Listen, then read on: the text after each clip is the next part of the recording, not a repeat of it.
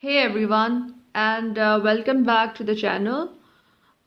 Today, in a world that constantly bombards us with reasons to feel overwhelmed, anxious, and sometimes utterly unmotivated, finding genuine peace and purpose can feel like an impossible quest. So, we are chasing deadlines, scrolling through endless feeds, and often just trying to keep our heads above water. Sound familiar? So, today we are going to dive into some ancient wisdom, and surprisingly, we will be turning to a figure many might not immediately associate with modern self help, Jesus of Nazareth.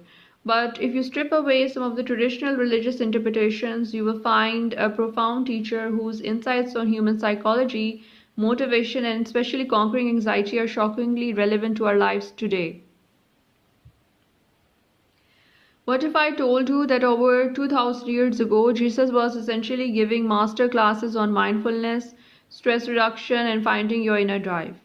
In a world without social media or performance reviews, he understood the human heart's deepest struggles. So grab a cup of tea, get comfortable because we are about to explore Jesus on battling anxiety and finding your drive. Let's be honest, anxiety is practically a global epidemic right now. The pressure to succeed, the fear of missing out, the constant comparison, it is a heavy burden. So now imagine living in a time without therapy, without medication, without even a basic understanding of mental health science. That's the world Jesus lived in. Yet his teachings directly address this internal turmoil.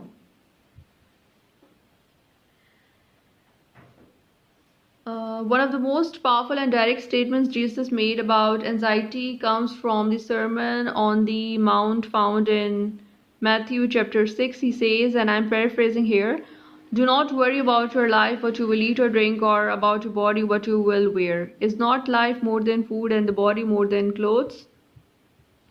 He then goes on to talk about the birds of the air who neither sow nor reap yet are fed, and the lilies of the field how they toil not, yet are clothed in a splendor greater than King Solomon. His point: if God cares for these, how much more will He care for you? This isn't just a religious statement, it is a radical reframing of our perspective. He is essentially asking us to surrender control over the uncontrollable, to trust that the future, while uncertain, isn't solely dependent on our endless worrying. It is about living in the present, doing what you can do today, and letting go of the what ifs that plague our minds. In modern times, it is a powerful lesson in mindfulness and letting go of perfectionism.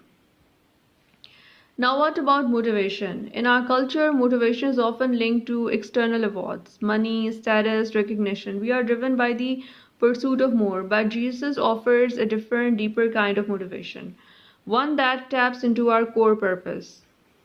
Jesus consistently taught about seeking something beyond material wealth. He spoke of storing up treasures in heaven, not on earth, where moths and rust destroy. What does that mean for us today? It means shifting our focus from accumulating things to accumulating meaning and impact. True motivation, according to Jesus, comes from aligning our actions with a higher purpose, often found in serving others or contributing to something larger than ourselves. Think about it. How often do we feel truly energized and motivated when we are genuinely helping someone or when we are passionate about a cause that transcends our own immediate gain? This isn't about ignoring ambition, it is about refining it. It is asking what truly feeds my soul and makes a lasting difference, not just for me but for the world around me. His parables, like the Good Samaritan, weren't just stories, they were blueprints for a life of intentional action and selfless motivation. The drive comes from a deeper sense of compassion and a desire to make the world a better place, one interaction at a time.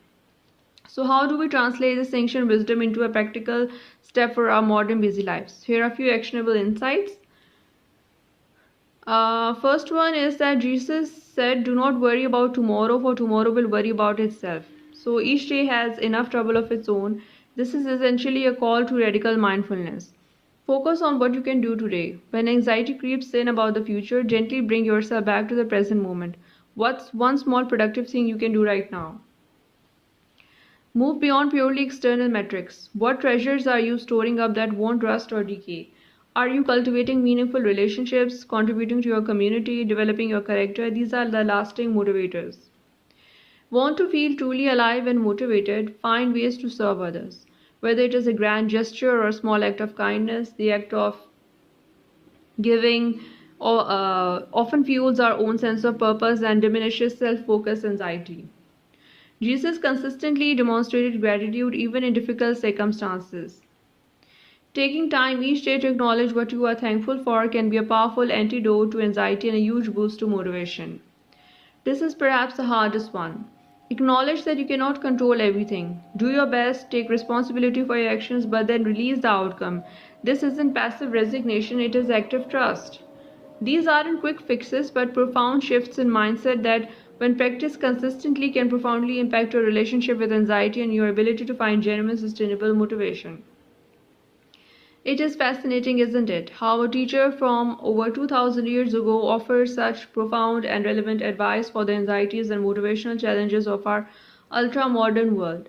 His message, when viewed through a secular lens, is one of self awareness, present moment living, and finding purpose beyond superficial gains. What are your thoughts on Jesus' teachings about anxiety and motivation? Have you found some similar wisdom in ancient texts or other philosophies? I would love to hear your insights in the comments below. Let's create a conversation around finding peace and purpose in these turbulent times. So, if you found this video helpful or thought provoking, please hit that like button, share it with a friend who might need to hear this, and don't forget to subscribe for more deep dives into timeless wisdom for modern life. Hit the notification bell so you don't miss our next video. Thanks for watching, and I will see you in the next one. Stay motivated and stay peaceful.